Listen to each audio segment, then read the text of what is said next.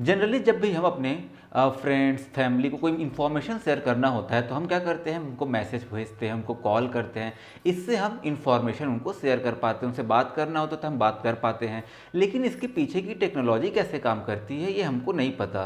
तो आज का वीडियो इसी पे बेस्ड है। आज हम देखेंगे कि स्विचिंग टेक्निक क्या होता है और कितने टाइप के स्विचिंग टेक्निक होते हैं। तो अगर आप कंप्यूटर साइंस के स्टूडेंट हैं तो आपके सिलेबस के लिए ये बहुत इंपॉर्टेंट टॉपिक होगा। ठीक है, तो वीडियो को पूरा देखिएगा। स्टार्ट करते हैं अपने वीडियो को। सबसे पहले देखते हैं कि स्विचिंग टेक्निक होता क्या है। What is switching technique? Okay, switching technique क्या होता है? Sending of a message from point A to point B over a network is called switching technique. मतलब अगर हम पॉइंट ए से पॉइंट बी को कोई एक पॉइंट ए से पॉइंट बी कोई मैसेज भेज रहे हैं किसी नेटवर्क में, तो इसको हम क्या बोलते हैं? स्विचिंग टेक्निक बोलते हैं। Sending of a message from point A to point B is called switching technique. अब ये स्विचिंग टेक्निक तीन टाइप के होते हैं। तीन तरीके से मैसेज को ट्रांसफर किया जाता है from one point two another point. ये तीन टेक्निक्स क्या क्या हैं? सबसे पहले आता है हमारा सर्किट स्विचिंग। सबसे पहला क्या है? Circuit switching. दूसरा है हमारा मैसेज स्विचिंग और तीसरा है हमारा पैकेट स्विचिंग। क्लियर है? तीन टाइप के स्विचिंग टेक्निक्स क्या क्या होते हैं? Circuit switching, message switching end packet switching. ये तीनों ही इंपॉर्टेंट हैं। अब हम एक एक करके इन तीनों टेक्निक को देखते हैं। स्टार्ट करते हैं हम सर्किट स्विचिंग से। ठीक है, तो सर्किट स्विचिंग सबसे प्राइम टेक्निक है। जैसे मान लीजिए ये पुराने टाइम पे यूज़ होता था, पुराने टाइम पे क्या आज के टाइम में भी यूज़ होता है, लेकिन जैसे पहले क्या होता था, टेलीफोन लाइंस होते थे। पहले जब भी हमको बात करना होता था तो हम टेलीफोन का इस्तेमाल करते थे। क्लियर है? तो टेलीफोन कैसे काम करता था कि हमने अपने इस साइड से सपोज मान लो कि ये पॉइंट ए है, ये पॉइंट बी है। ठीक है, ये पॉइंट ए किसी अलग सिटी में है, पॉइंट बी किसी अलग सिटी में है। इस सिटी का यहाँ पास एक टेलीफोन एक्सचेंज है और ये सिटी बी का क्या है? टेलीफोन एक्सचेंज है। क्लियर है? तो क्या बोलते हैं, पॉइंट ए अगर पॉइंट बी से बात करना चाहता है तो पॉइंट ए क्या करेगा कि पॉइंट बी वाले का नंबर डायल करेगा। नंबर डायल करेगा तो फिर ये कनेक्शन कहाँ जाएगा? इस सिटी ए के टेलीफोन एक्सचेंज तक जाएगा। फिर ये सिटी वन का सिटी ए का जो टेलीफोन एक्सचेंज ऑफिस है वो सिटी बी के टेलीफोन एक्सचेंज ऑफिस से क्या करेगा? Dedicated path बैठाएगा। क्लियर है? वो बेसिकली वायर कनेक्शन करेगा। फिर जो सिटी बी का टेलीफोन एक्सचेंज ऑफिस है वो यहाँ पर जो बी है उसके पास रिंग भेजेगा। क्लियर है? और जब ये रिंग मतलब कॉल रिसीव करेगा तब क्या होगा? ए से लेके बी के बीच में एक डेडिकेटेड पाथ एस्टेब्लिश हो जाएगा कम्युनिकेशन के लिए। तो सर्किट स्विचिंग में क्या होता है, हमने क्या समझा कि सर्किट स्विचिंग में मैसेज भेजने के लिए पहले क्या है? कम्युनिकेशन चैनल एस्टेब्लिश करना पड़ता है, उसके बाद कम्युनिकेशन पॉसिबल होता है। तो क्या होता है सर्किट स्विचिंग में? Circuit switching require dedicated communication channel between two point. जैसे आज के टाइम पे भी जब हम फोन से बात करते हैं तो डायरेक्ट फोन लगता नहीं है। पहले क्या करते हैं हम? पहले हम नंबर डायल करते हैं। जिसको भी हमने नंबर डायल किया है उसके पास रिंग पहुंचता है। रिंग पहुंचने के बाद जब वो कॉल रिसीव करता है तब हमारा बात स्टार्ट होता है किसी भी दूसरे पर्सन से। तो यहाँ पर जो रिंग वाला प्रोसेस है, जो घंटियां बजती हैं, वो क्या है? बेसिकली कम्युनिकेशन चैनल एस्टेब्लिश हो रहा है। और जैसे ही कम्युनिकेशन चैनल एस्टेब्लिश हो जाता है तो हम अपने फ्रेंड से, अपने फैमिली से क्या कर सकते हैं? बात कर सकते हैं। तो ये कहलाता है आपका सर्किट स्विचिंग। नेक्स्ट है हमारा मैसेज स्विचिंग। अब इस टेक्निक में कैसे डेटा ट्रांसफर होता है या मैसेज ट्रांसफर होता है या फिर हमारा जो कॉल है वो ट्रांसफर होता है, ये देखते हैं। एक रियल वर्ल्ड एग्जांपल लेते हैं। जैसे मान लो कि आप लोग ऑनलाइन कोई सामान खरीदते हैं, फ्लिपकार्ट, मीशो, कहीं से भी आप अगर ऑनलाइन सामान खरीदते हैं। सपोज आप मुंबई सिटी में रहते हैं। क्लियर है? मुंबई सिटी में रहते हैं आपने कोई सामान खरीदा है ऑनलाइन और जो सेलर है वो सपोज दिल्ली में रहता है। क्लियर है? सेलर कहाँ का है? दिल्ली का है। आप कहाँ रहते हैं? मुंबई में। अब जो सामान है वो डायरेक्ट दिल्ली से मुंबई तो आता नहीं है। ये आपने देखा जब भी हम अपना स्टेटस ट्रैक करते हैं पार्सल कहाँ तक पहुंचा है, तो कोई भी पाथ डायरेक्ट सिटी ए से सिटी बी का नहीं होता है। डायरेक्ट दिल्ली से मुंबई सामान नहीं आता है। कैसे आता है? दिल्ली से सपोज मान लो कि हरियाणा किसी सिटी में चले गया, वहां पर एक वेयर हाउस है, वहां पर दिल्ली वाले ने क्या किया? यहाँ पर इस वेयर हाउस में स्टोर कर दिया। क्लियर है? फिर ये वेयर हाउस वाला क्या करेगा? सेकेंड वेयर हाउस तक जाएगा, सेकेंड सिटी में, वहां के वेयर हाउस में क्या करेगा? सामान को स्टोर करेगा। क्लियर है? फिर क्या करेगा, ये जो वेयर हाउस वाला है वो मुंबई के पास जो वेयर हाउस होगा वहां लाके क्या करेगा, सामान को स्टोर करेगा, फिर आगे फॉरवर्ड करेगा, फिर आपके पास सामान पहुंचता है। फिर ये सामान क्या होगा, आपके पास मुंबई आपके घर पहुंचता है। तो यहां पर क्या हुआ, देखिए दिल्ली से मुंबई सामान आने के लिए यहां पर क्या हुआ कि अलग अलग पॉइंट से होते हुए आया। पहले वेयर हाउस नंबर 1 पे गया, यहां पर स्टोर किया गया सामान को, फिर यहां से वेयर हाउस 2 को फॉरवर्ड किया गया।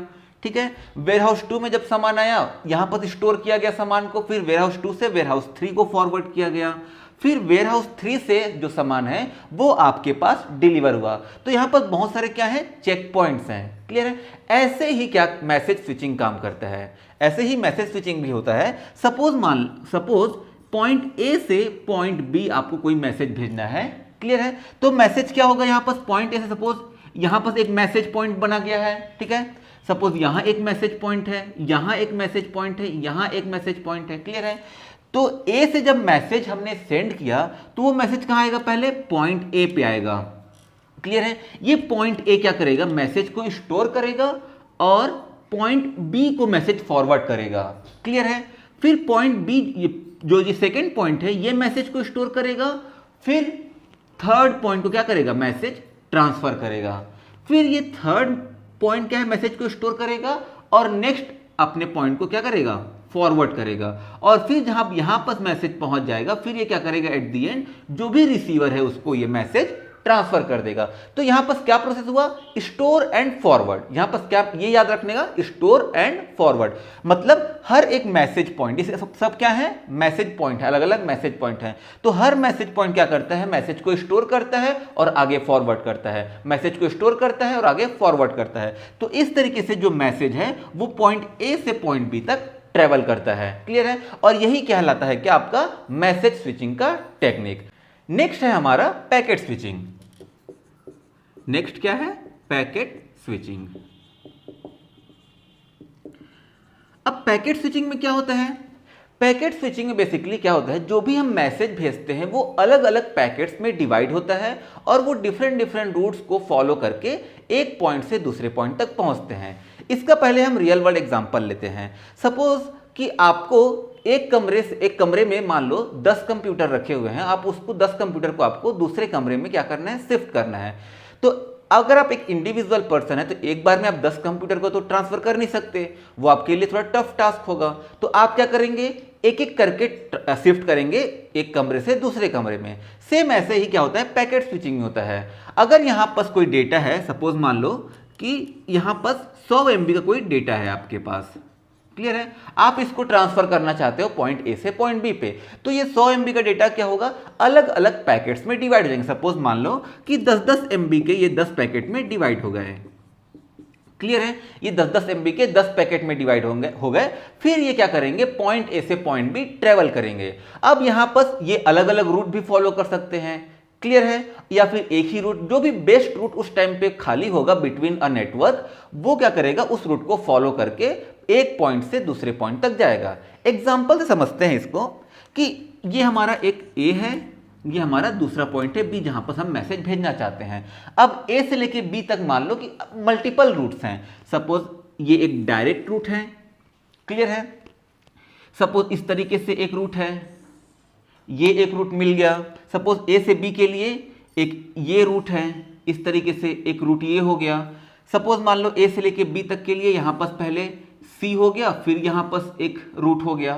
क्लियर है? सपोज यहां पर एक और हम ऐसे रूट बना लेते हैं। तो इस तरीके से मान लो ए से बी तक पहुंचने के मल्टीपल रूट्स हैं। क्लियर है? इतना समझ में आ गया। अब मान लो कि जो ए है वो 100 MB का जो डेटा है वो बी तक भेजना चाहता है। ठीक है, ये सब एक नेटवर्क का पार्ट है, इंटरनेट का बेसिकली नेटवर्क है। तो ए से बी तक क्या जाना है, ये 100 MB का डेटा जाना है। अब ये 100 MB का डेटा क्या होगा, अब वो डिसाइड करेगा कंप्यूटर को और डिसाइड करेगा नेटवर्क कि इसको कितने कितने में डिवाइड करना है। हम मान लेते हैं कि ये 10-10 MB के 10 पैकेट तैयार होंगे।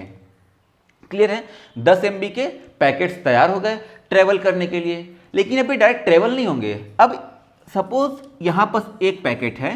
क्लियर है? यहां पर क्या हो गया, इस पोर्शन में ये 10 MB का डेटा हो गया। अब इस पोर्शन में क्या होगा, सबसे पहले तो सोर्स एड्रेस, इसमें क्या क्या होता है, सोर्स एड्रेस होता है कि डेटा कहां से आया है। सेकंड डेस्टिनेशन एड्रेस होता है कि डेटा को कहां भेजना है, ठीक है। एक पैकेट क्या क्या होल्ड करके रखता है, पहले तो सोर्स एड्रेस होल्ड करता है, दूसरा डेस्टिनेशन एड्रेस होल्ड करता है, तीसरा पैकेट का नंबरिंग, हर पैकेट का क्या किया जाता है, नंबरिंग किया जाता है, ताकि जब वो सारे पैकेट डेस्टिनेशन पे पहुंच जाएं तो वो पैकेट सीक्वेंस वाइज अरेंज होके रीस्ट्रक्चर हो सके, ताकि वो जो मैसेज है वो उल्टा सीधा ना हो, ठीक है, वो उसी सीक्वेंस में रहे जिस सीक्वेंस में हमने मैसेज को या फिर डेटा को भेजा है। क्लियर है। तो हर पैकेट का क्या होता है, पैकेट नंबर होता है, ठीक है। तो एक पैकेट क्या क्या होल्ड करके रखता है, सबसे पहला तो सोर्स एड्रेस, मतलब डेटा कहां से आया है, सेकंड डेस्टिनेशन एड्रेस, डेटा कहां तक जाएगा, और तीसरा पैकेट नंबर कि वो कौन से नंबर का पैकेट है। क्लियर है। तो मान लो 10 पैकेट हैं, तो 10 पैकेट में क्या क्या होंगे, सोर्स एड्रेस तो होगा, डेस्टिनेशन एड्रेस होगा और पैकेट नंबर होगा। अब मान लेते हैं कि जिस टाइम पे पैकेट 1 जा रहा है उस टाइम पे ये पर्टिकुलर ए से बी डायरेक्ट जो रूट है वो खाली है, तो पैकेट 1 इस रूट से चले जाएगा। क्लियर है। मान लो पैकेट 2 भी इसी रूट से चले गया, पैकेट 3 भी इसी रूट से चले गया।